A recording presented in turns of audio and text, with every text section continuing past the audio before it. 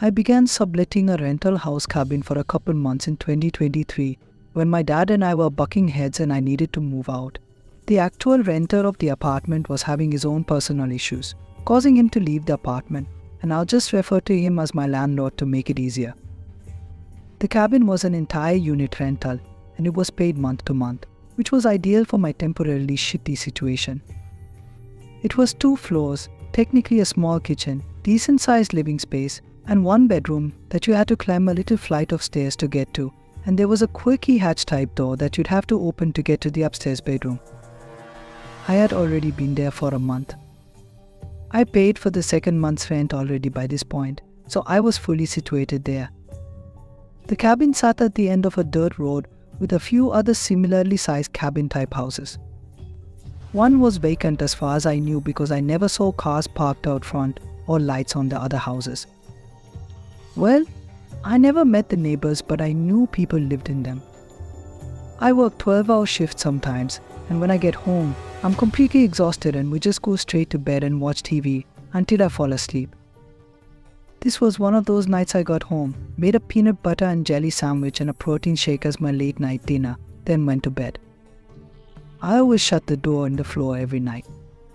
I find myself to be uncomfortable at night. Having the entrance to your bedroom opens, something about it makes me feel exposed or vulnerable. Though this door in the floor didn't have a lock. This cabin was made for 1 person or a couple. I was watching TV in bed when I heard it. A voice from down below saying, "Who's up there?" I instantly felt my heart stop for a second as I shot up to an upright position and sounded like it came from inside the house, but it also could have maybe come from outside. I grabbed the TV remote to turn off the TV. I crawled over to look at the circular window above the bed. I didn't see anyone out there, but it was also very dark. I said, "Who's there?" And the deafening silence that followed afterwards led me to getting off the bed and putting my hand on the handle to the door. I lifted the door and looked down the staircase. I actually said my dad's name, thinking maybe he came over, and there was no response. I walked downstairs. I was extremely scared. I flicked on the first light switch. I passed the living room lit up as I expected. In the back of my head there wasn't anyone down there. I was still chalking this up to someone from outside. I turned on the front outside light and looked out the windows, and there wasn't anyone in front. By this point I was really confused. I turned off the living room light and climbed the stairs back to my bedroom, shutting the door on the floor. I was pretty awake now, so I turned the TV back on, and not even 5 minutes later I heard pounds on the bedroom door from below. They sounded angry, or like they were supposed to scare me. If there was any doubt before, this confirmed it. Someone was in the house. I left the TV on this time and just stayed completely motionless because I was genuinely too scared to move an inch. The scariest part was whoever was down there could easily open the door as there was no lock.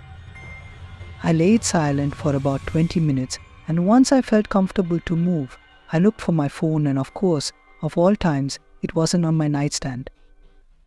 I couldn't find it. I may have left it downstairs. So I opened the door of my bedroom and looked down the stairs. With the constantly changing light from the TV screen, I could see just a little bit down the stairs to the living room. So I went down the stairs quietly, and when at the bottom, instead of turning on any lights, I ran out the back door barefoot and ran to the nearest neighbor's house where I knew people lived and I saw their lights were on. I knocked on the door a bunch of times, and then I noticed someone at the window next to the door looking at me. I didn't know how long they had been watching me. I yelled through the glass explaining what happened, that I'm his neighbor and that I need a phone to call the police. He definitely heard me, but he just stared at me. It was unsettling, and I started to back away from the door as I realized he wasn't even responding to me, just creepily watching me. I looked around the road and saw no other houses in the distance with their lights on. Momentarily, I had a thought. What if that guy had something to do with it? I went back to my rental through the back door, which was closed just like I left it. I went inside and locked it and turned on every light in the tiny house. I looked not only for an intruder, but my phone downstairs, and I finally found my phone in my car when I thought to look there. I was so tired earlier that I left it in the center console. I went back inside. The TV was still on up in the bedroom. I climbed the stairs, and when I got to the top, I saw someone sitting on my bed staring at the TV. It was a man. I screamed and he turned his head slowly to look at me. And before I could see anything else, I ran back down the stairs and outside, and now with my phone called 911. I sat in my locked car, watching the house on the line with 911, and I saw someone walking past the backyard of the house, disappearing into the woods. I told the operator this when a police car arrived. The one officer checked the house and upstairs room. After I told him that I saw someone, most likely the intruder, walk away into the woods. He asked if I had any other places to stay that night, and so I swallowed my pride and went back to my dad's house for the night after packing some of my important stuff. I returned to the house the next day and stayed another night, then collected the rest of my stuff. Luckily, the landlord agreed to giving me some of my money back. He asked me what the man looked like, and after that he didn't ask any more questions, which to me is pretty sus. Something was unusual in that situation, from that creepy neighbor ignoring me to the landlord's random urgent need to move out to someone fall on breaking into the house. Maybe it's all connected. Or maybe I'm overthinking it. Thanks for watching. Subscribe to my channel to watch such interesting horror stories, and please don't forget to like and share.